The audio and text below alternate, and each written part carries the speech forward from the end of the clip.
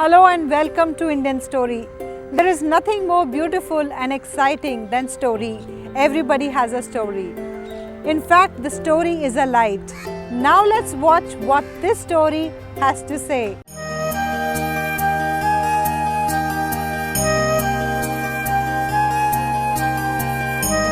मेरा नाम गंगा बिशन गुप्ता। 60 साल पहले मैं दिल्ली में आया हूँ।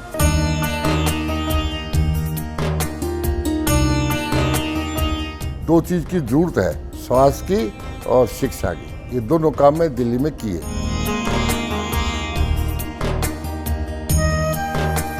और मेरा काम आज भी क्या है, जो जमीन बंजर जमीन है उसको उपजाऊ बनाता हूँ। मैं हरियाणा, राजस्थान, एमपी, दिल्ली सब जगह रद्दी जमीन को लेके उसको खेती का योग्य बनाता है। कोई भी काम हो, देश प्रथम है। वो काम ही नहीं करना जिसमें देश का हित ना हो। सबसे पहले देश के लिए सोचो, फिर अपने लिए सोचो।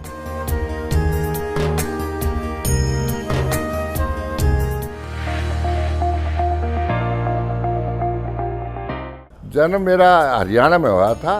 उस टाइम पंजाब ही था, हरियाणा नहीं था, पंजाब ही था। रियासत थी, जींद रियासत में मेरा जन्म हुआ। शिक्षा हमारी हरियाणा में हुई। मैं 8वीं पास हो गया और हमारा मैथ्स का इंग्लिश का टीचर नहीं था, इसलिए मैं 10वीं में 2 बार फेल हुआ। मेरे को 10वीं में 5वीं जितनी भी इंग्लिश नहीं आती थी, क्यों हमारा इंग्लिश का टीचर ही नहीं आता था। 8 किलोमीटर पैदल चलना पड़ता स्कूल के लिए। फिर मैं वो दिल्ली, मेरे मामा थे और दिल्ली कैंट में दिल्ली की रमक चमक देख के फिर मैं दिल्ली से वापस गांव में नहीं गया। हमारी मदर की डेथ हो गई 72 में, और 72 में सारा परिवार दिल्ली आ गया। 3 बहनें हैं, 7 भाई है, 10 परिवार, पूरा परिवार है। आगे फिर हमने ये बोला कि इंदिरा जी ने एक नारा दिया था, भाई 1-1 बच्चा पैदा करो। हर भाई के 1-1, 2-2 बच्चा है, उससे फालतू नहीं है। तो क्या है, जब तक आबादी पर कंट्रोल नहीं करेंगे ना, तो तब तक ये देश चलने वाला नहीं है। जब तक देश का नौजवान पढ़ाई लिखाई में उनका पूरा मामला नहीं बनेगा, तब तक वो देश की वो जो मामला है वो ठीक नहीं आएगा। मेरे पिताजी सेठ कलीराम, वो सेठ की उपाधि थी। गांव में लेन देन का काम था बड़ियों को, और उनको सेठ जी बोलते थे सारे गांव। और मेरी माता जी का नारायणी देवी नाम। वो देखो, उनका खर्चा भी कुछ नहीं था, 1 रुपया रोज का भी खर्चा नहीं था, सादगी। और मैं आज भी खद्दर ही पहनता हूँ।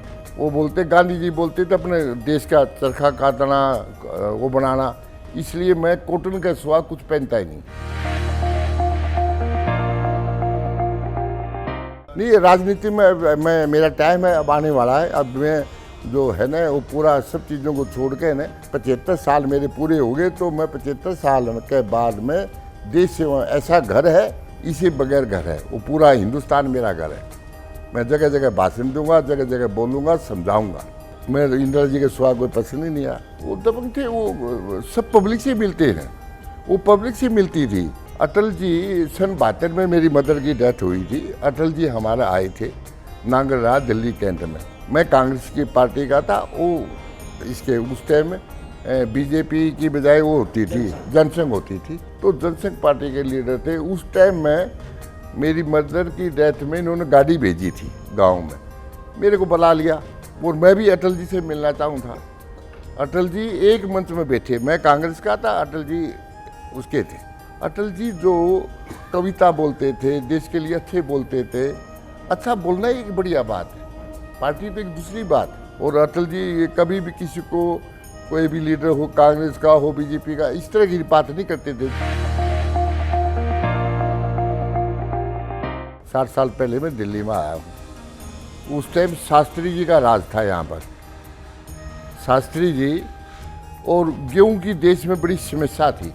शास्त्री जी ने बोला 1 दिन का व्रत रखो सोमवार का, उससे बात कोई काबू में आने वाली नहीं थी।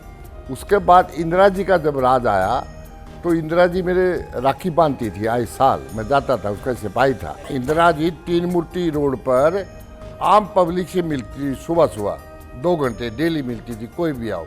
आजकल जो पैरे बिठा रखे हैं, राजनीतिक प्रधानमंत्री हो चाहे कोई मंत्री हो, आजकल आम नहीं मिलने देते पब्लिक को, पहले आम मिलने देते थे। तो उनको हम गए, हमने बोले, हम तो उस टाइम जवान थे, मैडम ये आपका राज में ये जो गेहूँ आता है बाहर से, ये ऐसा लाल रद्दी वाला आता है, वो रबड़ की तरह ये बढ़ता है आटा। उस टाइम मेरी चक्की थी यार, सन 72 में मेरी चक्की थी दिल्ली में। इंदिरा जी ने गौर किया 3 दिन में जितने प्रांत हैं, 26 प्रांत हैं, सबके कृषि मंत्री को बुलाया और देश में ये बोला भाई हम बाहर का गेहूँ नहीं मंगाएंगे, अपने गेहूँ पैदा करो, जितने ट्रैक्टर, जितना ट्यूबवेल, जितना कुछ भी चाहिए। उसके बाद इंदिरा जी का उस नारे के बाद में गेहूँ इतना पैदा हो रहा देश में, अपने देश से बाहर भेजते, बाहर से कभी गेहूँ इंडिया में नहीं आया। वो फैसले लेती थी, सख्त लेती थी और पक्के लेती थी। ऐसा प्रधानमंत्री दोबारा नहीं देश को मिला। चुनौती हमारे सामने कोई चुनौती मानते ही नहीं ना। हम अपना आप को पूरा देश भगत मानते हैं और देश भगत हैं, और देश के लिए जब एक आदमी पूरा देश हित में है तो वो किसी बात का भय नहीं मानते। चुनौती आती नहीं हमारे सामने, कैसी चुनौती होती है। मेरे को आज सर्द पर भेज दे तो मैं 10-20 को लटा दूंगा, मेरे को कोई दिक्कत नहीं है। हाँ, 73 साल में भी मैं यंग हूँ। नहीं, मेरे कोई घटना आई नहीं मेरे सामने। घटना तो आज है देश की। आज जो ये देश की हालत में देखता हूँ ना, जो ज़्यादा पद पर होता है, आज सिपाही से लेकर ने सब लोग बात रिश्वत खाते हैं। उनकी बीबी को पता लगता है, उनके बच्चों को पता लगता है, उनसे नफरत। आज के छोटे बच्चों से अपने बाप को इससे नफरत होती है। क्यों होती है? वो रिश्वत लेते हैं। सफलता तो होती है, ये भगवान की देन है। जो अच्छे काम करेगा सफलता मिलेगी उसको। सबसे पहले देश के लिए सोचो, फिर अपने लिए सोचो। देश प्रथम है। वो काम ही नहीं करना जिसमें देश का हित ना हो। मैंने तो करनी चाहिए आदमी ने। मैंने तो कभी कभी स्वार्थ ठीक नहीं।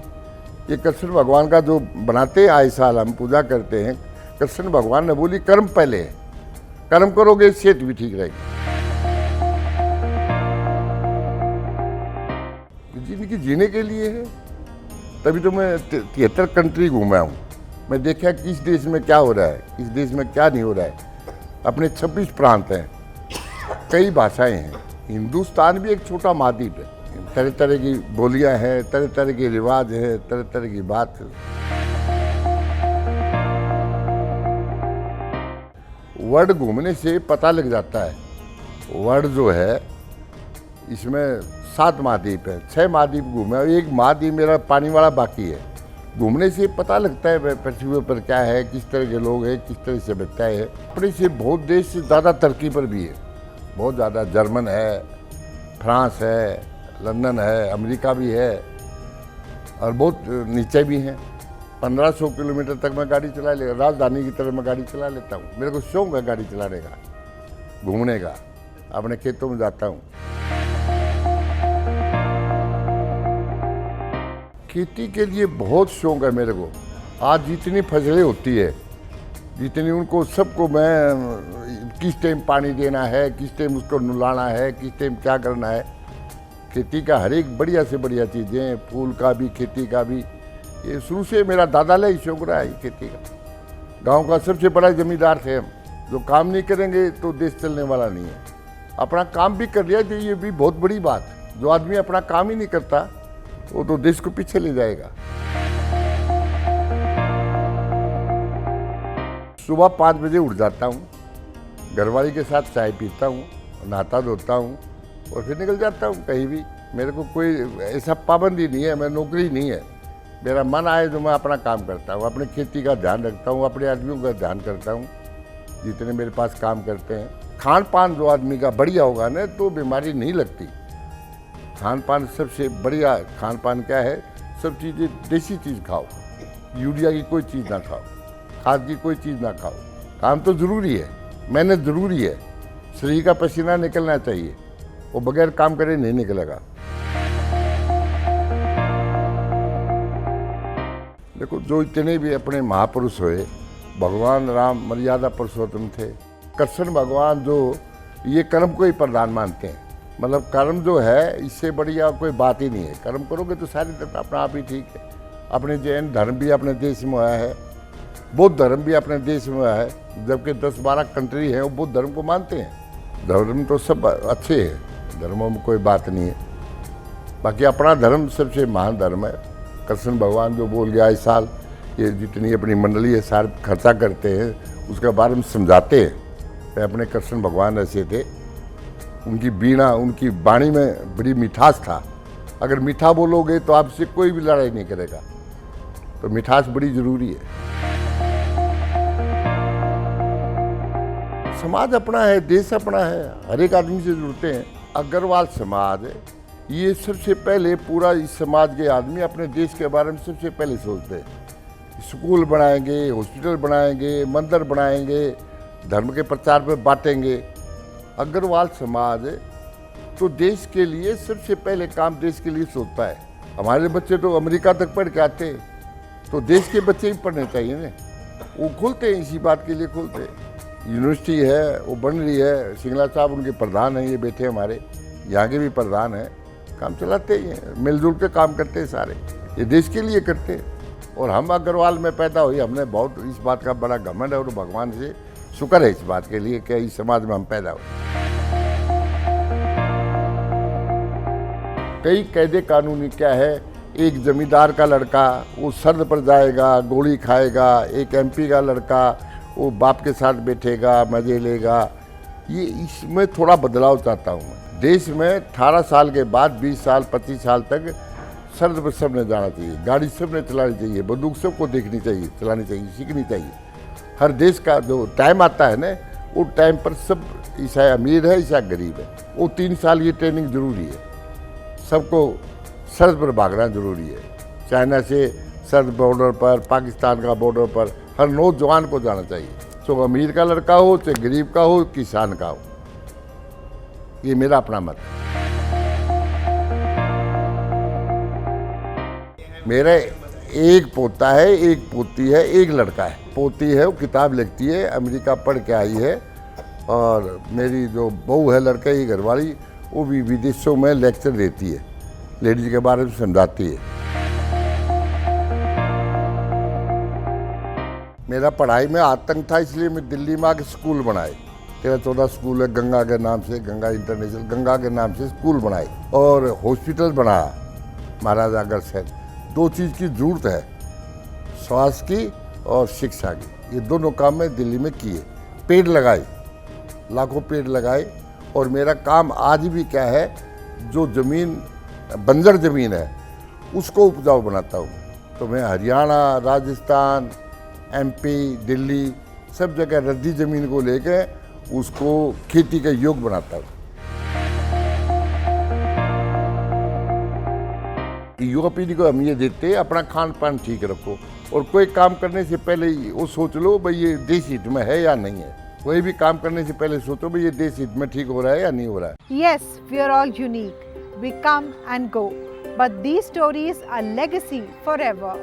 Do share your story with Indian Story anytime, anywhere. And don't forget to subscribe our channel